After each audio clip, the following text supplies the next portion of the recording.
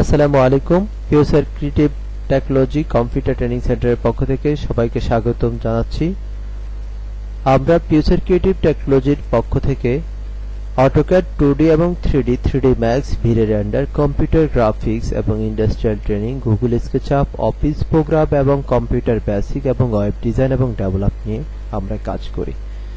আমরা বিশ্বাস করি একটি সঠিক হাতে কলমে প্রশিক্ষণ পাল্টে দিতে পারে একটি জীবন। তাই আমরা বলি, এসো কাজ শিখি, নিজেকে দক্ষ ফ্রিল্যান্সার হিসেবে গড়ে তুলি। তো আমাদের সাথে যোগাযোগ করার জন্য 0170541650 এই নম্বরে যোগাযোগ করতে পারেন। এছাড়াও আমাদের ইউটিউব চ্যানেলে আপনারা সাবস্ক্রাইব করে আমাদের সাথে যুক্ত থাকতে পারেন।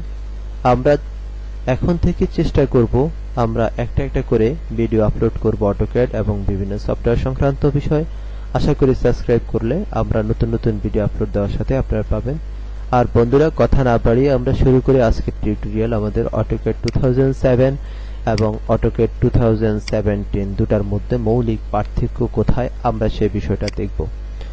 আমরা অটোক্যাড 2007 কে ওপেন করতে হলে আমরা ডাবল ক্লিক করলে আমাদের সামনে যে পেজটা আসে, যে কোনো সফটওয়্যারকে ওপেন করার পরে আমরা আমাদের সামনে যে পেজটা দেখতে পারি তাকে বলা হয় ইন্টারপেজ।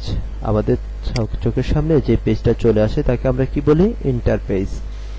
অর্থাৎ আমরা একটা সফটওয়্যার একটা পেজের মধ্যে আমরা ওপেন করতেছি, সেজন্য এটাকে ইন্টারপেজ বলা হয়। আমরা অপেক্ষায় আছি। তো এই অটোক্যাড 2007 এর সর্বোপরে যে পার্টটা আছে সেটাকে বলা হয় টাইটেল বার। এখানে লেখা থাকবে যে ড্রয়িং, যে প্রজেক্ট সংক্রান্ত বিষয়ে আমরা ড্রয়িংটা করতেছি সেই প্রজেক্টের যে বিষয়টা থাকবে, বিষয়বস্তুকে আমরা কি করব? এখানে লিখব। যেমন এখানে ড্রয়িং 1 আছে, এখানে লেখা আছে। আমরা যদি এখানে যাই, মিনিমাইজ, ম্যাক্সিমাইজ যা আছে, রেস্টার্ট বাটন এবং ক্লোজ, এই জায়গাটা আমরা বলবো কন্ট্রোল বক্স, কারণ এই সাহায্যে এই পেজটাকে আমরা কন্ট্রোল করে থাকি।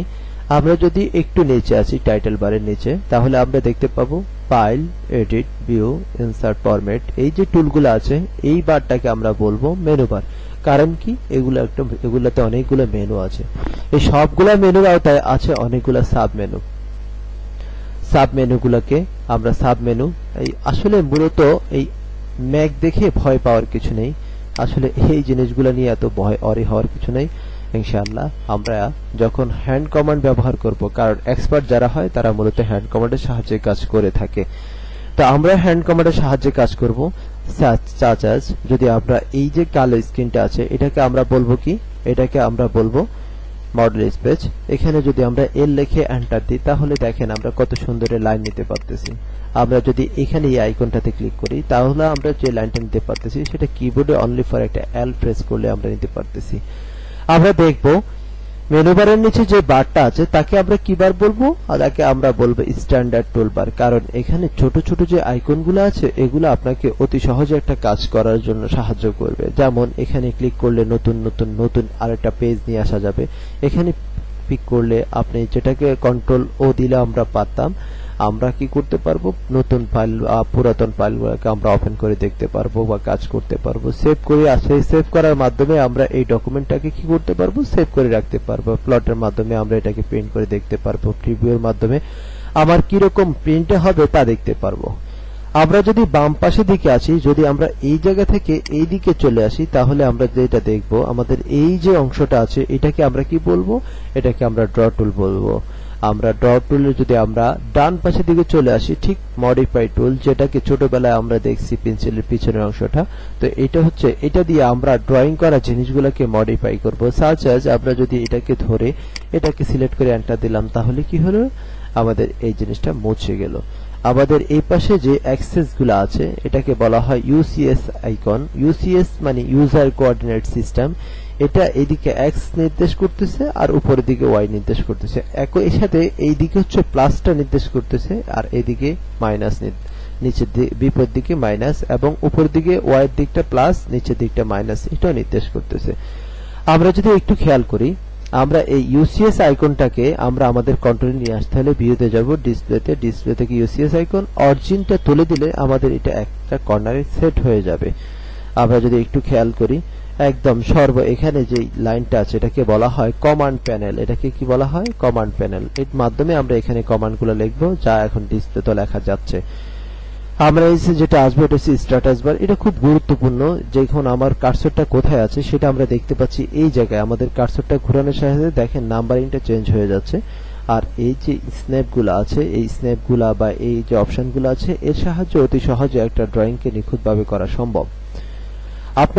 আমরা যেভাবে অটোক্যাড শিখতেছি বা শিখাচ্ছি সেভাবে যদি আমরা একটু খেয়াল করি, যদি আমাদের পেজটা এরকম থাকে, অর্থাৎ মেনু বার থাকাও কি না থাকাও কি, আমরা একইভাবে আমরা যদি এল লিখে এন্টার দিই তাহলে আমাদের যে কাজটা হয়ে যাচ্ছে আমরা চলে আসব। এটা হচ্ছে মোটামুটি ভাবে আমরা যদি বলি। আর এই যে স্ট্যান্ডার্ড টুলবারের নিচে যে বারটা আছে তাকে আমরা কি বলবো? প্রপার্টিজ বার। কারণ একটা লাইনের যে প্রপার্টিজ গুলো আছে সেগুলো নিয়ন্ত্রণ করব আমরা মূলত এই বারের বিভিন্ন অপশন দিয়ে।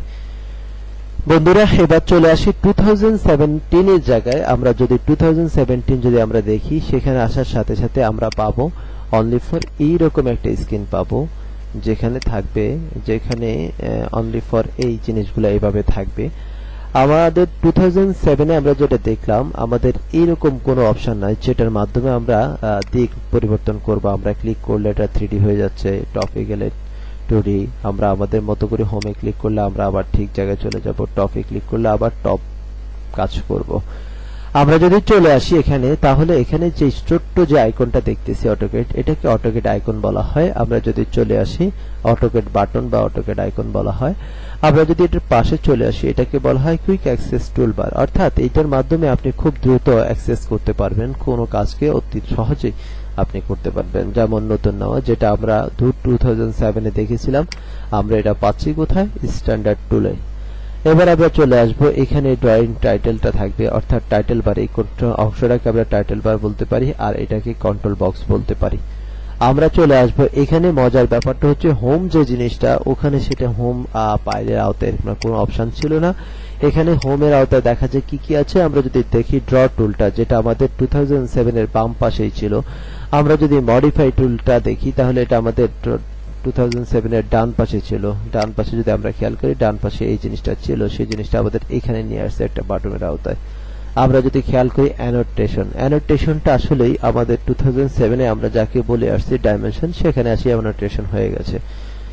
আচ্ছা, যদি আমরা এখানে দেখি, এটা হচ্ছে প্রপার্টিজ লেয়ার বার বা প্রপার্টিজ বার, আমরা যাই মনে করি সেই জিনিসটা এটাই। আমাদের এখানে যে মেনুটা আছে, আমরা যদি চাই 2007 এর মেনুটাকে নিয়ে আসতে, তাহলে আমরা চলে যাব এখানে। এখানে গিয়ে আমরা কি করব? Show main toolbar. তাহলে আমাদের সামনে পুরো মেইন টুলবার চলে আসবে। আমাদের সামনে যে কালো যে স্ক্রিনটা আছে সেটাকে আমরা বলি কি? আমরা সেটাকে বলবো আমাদের মডেল স্পেস। অর্থাৎ এটাকে মডেল স্পেস কেন বলা হচ্ছে? কারণ এর সাহায্যেই মূলত আমরা মডেলটা করে থাকি। আমরা যদি আরেকটু খেয়াল করে থাকি, তাহলে আমরা দেখব আমাদের পুরো স্ক্রিনটা চলে আসছে। আমরা যদি চলে আসি, তাহলে আমরা বুঝতে পারি যে এখানে যেরকম নিচে যে অপশনগুলো আছে, এর মাধ্যমে আমরা আমাদের অনেক কাজগুলো সাধন করতে পারবো, যেটা আমরা পরবর্তী টিউটোরিয়াল এবং পরবর্তী ক্লাসগুলোতে আমরা দেখব। এই ছিল আমাদের আজকের মতো। এখানে আমরা আরেকটা জিনিস শিখার জিনিস দেখব, স্লোপ। আমরা অনেকে দেখি লেখা থাকে 1:, আমরা যদি একটু দেখি, আমাদের লেখা থাকে 1:10। আমরা এটা নিয়ে অনেক সময় দেখা যায় 1:10 মানে আমরা ছোটবেলা থেকে একটা জিনিস জানি 1/10, কিন্তু আসলে ব্যাপারটা হচ্ছে এখানে সেই জিনিসটা আমরা যদি একটু দেখি, আমরা আসলে এটা একটু সুন্দর দেখা যাচ্ছে না, কারণ আমরা আসলে এটাকে কি দিয়ে করতেছি? আমরা অনলি ফর কিছু টুলস দিয়ে করতেছি, যেমন সার্কেল দিয়ে। আর আমরা 1:10, এটা একটু শিখার বিষয় যারা সিভিল আর্কিটেকচার বা অন্যান্য ডিপার্টমেন্টে আছি। আমরা যদি দেখি আর্কিটেকচার যদি 1:10 বলে, তাহলে বোঝা গেছে এটা একটা স্লোপ বলা হলো। অর্থাৎ একটা বস্তুকে আমরা যদি এই 1 ফিট নামাতে হয়, আমরা যদি একটু চিন্তা করি, এই একটা বস্তুকে যদি আমরা 1 ফিট নামাতে চাই বা 1 ইঞ্চি নামাতে চাই, তাহলে আমাদেরকে এই দিকে যেতে হবে 10 ফিট বা 10 ইঞ্চি। অর্থাৎ আমরা যদি এটাকে জয়েন করি, তাহলে আমরা বুঝতে পারবো আমাদের এই হচ্ছে আমাদের স্লোপ। আমরা যদি কোনো সালা তৈরি করতে চাই, দোচালা টিনের ঘর, কেউ আপন কেউ পর, যদি এটিও তৈরি করতে চাই, তাহলে আমাদেরকে যেটা করতে হবে, ইউসিএস আইকন থেকে অরিজিনটা তুলে দিলাম যাতে এটা এই পাশে চলে যায়। তাহলে আমরা কি করব? জাস্ট এমআই লিখে এন্টার। অর্থাৎ এটা দ্বারা বোঝানো হচ্ছে, যেটা F8 দ্বারা আমরা সোজা করে দিলাম, এটা দ্বারা বোঝানো হচ্ছে জাস্ট একটা সালা কিন্তু আমাদের অলরেডি হয়ে গেছে। আমরা আর কিছু টান দিলে আমাদের একটা বিল্ডিংও হয়ে যেতে পারে, স্টেডে একটা বিল্ডিং হয়ে যেতে পারে। আমরা যদি এভাবে দেখি, তাহলে আমরা যেটা বুঝবো সেটা হচ্ছে কি জিনিস, এই যে স্লোপটা আছে এটা মূলত নির্ভর করতেছে দোচালা হোক, একচালা হোক, চারচালা হোক, আমার এই পোরশন থেকে এই পোরশনের দূরত্ব যা তাকে 2 দ্বারা ভাগ করে যতটুকু দূরত্ব আছে আমরা ততটুকু দূরত্বটাকেই আমরা কি করব, এদিকে আমরা দেখব যদি এদিকে 10 ফিট থাকে তাহলে আমরা এদিকে 1 ফিট উঠাবো, এদিকে যদি 20 ফিট মাঝামাঝি সংখ্যা, অর্থাৎ আমরা বিষয়টা যদি আরেকটু ক্লিয়ার করি, এর লেখে এন্টার দিলাম, আমরা যদি এই জায়গা পর্যন্ত দূরত্ব পাই আমাদের 1 ফিট 10 ফিট, তাহলে আমরা এই দিকে উচ্চতা দিব মাত্র 1 ফিট। তো বন্ধুরা আজকে এই পর্যন্তই, আবার সঙ্গে থাকুন। আমরা আবারও বলবো সাবস্ক্রাইব করতে ভুলবো না। আমরা এখানে একটা সাবস্ক্রাইব বাটন আছে, আমরা সেখানে ক্লিক করে আমরা পিওস্যার ক্রিয়েটিভ টেকনোলজির সাথে জড়িত থাকবো, তাহলে আমরা নতুন নতুন আপডেট ভিডিও পাবো। আমরা আশা করি আমাদের সামান্য